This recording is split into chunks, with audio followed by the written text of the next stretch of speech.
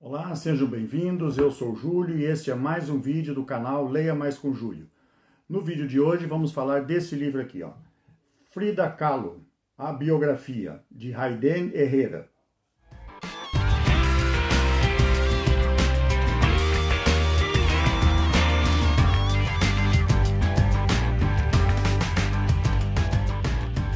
A história de Frida Kahlo começa e termina no mesmo lugar. Ela nasceu na casa dos pais, numa casa chamada La Casa Azul, que fica no distrito de Coyoacán, na Cidade de México, e ela morreu na mesma casa em julho de 1954, aos 47 anos de idade. Apesar da brevidade da sua vida, ela teve uma vida muito intensa em todos os campos, no que se restringe à cultura, à pintura, à arte dela. Teve uma vida atribulada em relação a amores, ela teve uma vida muito sacrificada em termos de doença, ela sempre foi uma pessoa doente, foi ativista política, foi professora de artes, enfim, uma vida repleta de aventuras, vamos dizer assim, no que, mesmo que tenha sido uma vida bastante breve. Os pais de Frida tiveram 4 filhas, mulheres, onde ela era a terceira, e ela tinha ainda mais 2 meias-irmãs. Ela ressaltava e dizia sempre que ela cresceu num mundo cheio de mulheres. Ela descrevia a vida dela em família como uma vida bastante triste. Os pais delas viviam doentes e eles tinham um casamento, segundo a própria Frida, desprovido de amor. Ela mantinha um relacionamento com a mãe e esse relacionamento era bastante tenso. O pai era bem mais distante. Em 1913, aos 6 anos de idade, Frida Kahlo contraiu poliomielite. Foi a primeira de uma série de doenças, de lesões, de operações, de uma infinidade de coisas que afetaram a sua saúde. A primeira coisa que ela teve. E essa poliomielite fez com que ela ficasse com a perna direita mais curta e mais fina que a esquerda, e por causa disso ela passou a usar calças compridas, e mais tarde adotou o uso de saias compridas também e exóticas, que vieram se tornar uma de suas marcas pessoais. Em 1922, Frida foi admitida na Escola Nacional Preparatória na Cidade do México, e ela cursou lá por 3 anos. O foco dela era as ciências biológicas e ciências exatas. Na realidade ela queria ser física. E ela frequentou essa escola durante um pouco período. Ela era uma leitora voraz, ela tinha muito interesse por toda a série de leituras, e ela se destacou muito. Essa escola foi, na época, a Frida foi das pioneiras. Essa escola não admitia mulheres, e ela era uma das 35 alunas entre 2.000 estudantes no total. O restante, 35, e o resto tudo eram rapazes. E ela se destacou muito lá. Ela passou a fazer parte de ativismo político. Ela foi influenciada também por um grupo de estudantes que se reuniam, fizeram uma espécie de grêmio, uma espécie de associação, que eram os Cachuchas.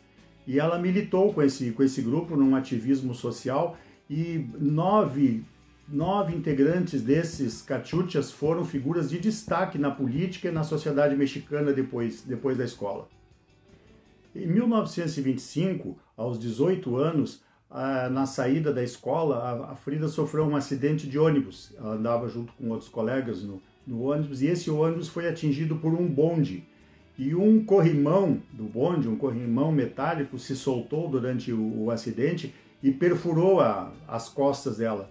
Ela teve fraturas em 3 vértebras, fraturou clavícula, teve uma perfuração pélvica, perfurou o útero. Ela ficou bastante machucada, e ela ficou 3 meses no hospital se recuperando e 2 meses em casa. Então ela não voltou mais para a escola depois disso. Esse acidente acabou com seu sonho de se tornar física. Ela passou muito tempo se recuperando, teve muitas consequências disso, dores, doenças subjacentes a esse acidente. Ela tinha um amigo, André Zenestrosa, que acompanhou ela durante todo esse período de recuperação, e ele dizia que Frida vivia morrendo. E nesse período ela começou a pintar. Ela adaptaram um cavalete, ela deitada, aquele cavalete ficava acima da cama, ela começou a pintar. E ela usou durante muito tempo coletes ortopédicos e foi desse período de recuperação que ela pintou uma tela famosa dela chamada Coluna Partida. Em 1928, Frida se filiou ao Partido Comunista Mexicano e lá ela conheceu um outro pintor chamado Diego Rivera, com o qual ela se casou 2 anos depois. Por influência da obra de Diego Rivera, Frida adotou na sua obra uma zona de cores amplas e simples, num estilo propositadamente reconhecido como ingênuo. A maioria das suas obras ela retrata a arte popular mexicana, o estilo popular, as cores fortes, vivas, bem voltada assim, à arte popular da região onde ela vivia, do seu povo, da sua gente. Aos 22 anos, Frida casa-se com Diego Rivera. Um casamento para lá de tumultuado, visto que ambos tinham um temperamento forte e ambos tinham casos extraconjugais. A Frida era bissexual e ela mantinha casos abertamente. Ela diz aqui numa passagem do livro, eu vou ler para não perder nenhuma palavra. O órgão sexual masculino limita-se a um único lugar, ao passo que o das mulheres, por outro lado, espalha-se pelo corpo inteiro. Portanto, 2 mulheres juntas têm uma experiência muito mais extraordinária. O Diego Rivera não se importava que a Frida tivesse casos extraconjugais com outras mulheres, relacionamentos com outras mulheres. Ele não se importava com isso. Agora, não admitia que ela tivesse caso com algum outro homem. Segundo as palavras dele, ele dizia assim, não gosto de dividir a minha escova de dentes com ninguém. Passado algum tempo, Frida descobre que o seu marido, Diego Rivera, tinha um caso. Adivinhe com quem? Com a irmã da Frida, a irmã mais nova, Cristina. Foi nessa época que ela pintou um quadro chamado Unos Tantos Piquetitos. Traduzindo seria umas facadinhas de nada, onde na tela aparece uma mulher toda picotada de facadas. E dizem alguns críticos que ela deve ter se inspirado, essa mulher deveria ser, na imaginação dela, na obra dela, seria a irmã a quem ela teria esfaqueado. Após a Frida ter descoberto que o Diego tinha um caso com a irmã dela, eles se separaram.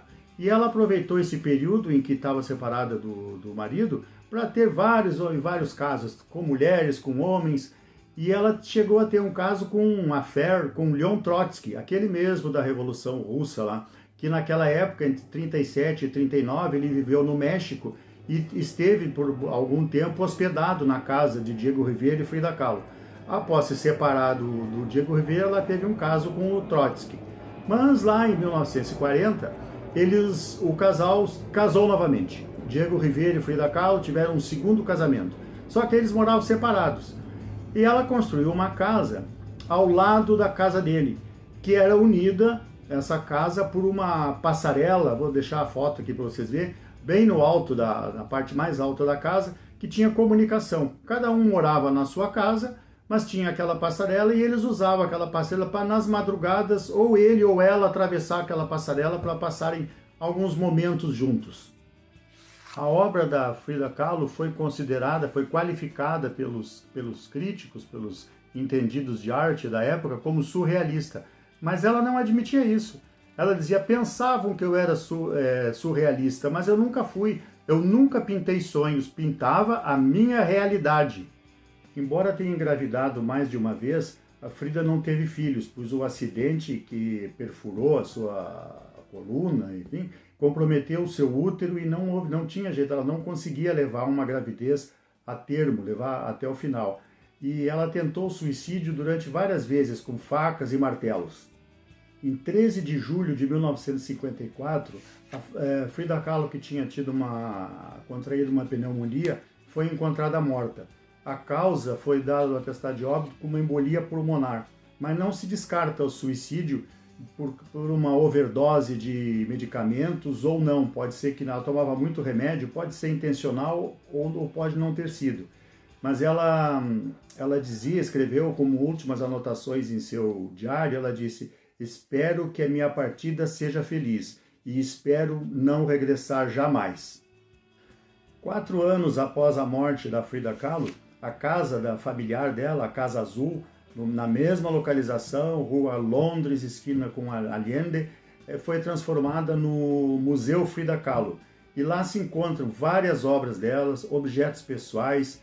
A casa continua decorada da mesma forma, é aberta à visitação pública, muito interessante se ver. O corpo dela foi cremado e as cinzas encontram-se numa urna lá na Casa Azul, no mesmo museu, no quarto onde a Frida, do último quarto em que ela habitou. É um lugar bastante interessante de se conhecer, muito bonito, muito bem conservado. Tem vários vídeos no YouTube mostrando. Eu, se Deus quiser, um dia poderei ir lá. E ela foi uma personagem maravilhosa, sensacional. Ela, apesar de tudo, de todo o sofrimento da vida dela sofrida, ela sempre foi uma pessoa otimista, representou as obras dela com um colorido maravilhoso. E em determinada ocasião, para ilustrar o otimismo dela, ela já tinha perdido alguns dedos do pé direito, e ela foi ao médico e o médico recomendou a amputação. No livro não fala se esse pé foi amputado ou não, mas tem uma anotação no diário dela, ela fez uma gravura, um desenho que eu vou colocar aqui num card, onde ela diz assim: "Pies para que los quero, se tenho alas para volar. Pés para que vos quero, se eu tenho asas para voar." E por último, ela encerra em determinada passagem, em determinadas cartas dela, ela diz assim: "A arte existe porque a realidade não é o bastante." Então, muito interessante de ler esse livro. Se vocês se interessarem em adquirir, eu vou deixar o link aqui para adquirir na Amazon, que se vocês comprarem através do link vão estar ajudando o canal. E se você gostou do vídeo, deixa seu like, se inscreva. Até a próxima!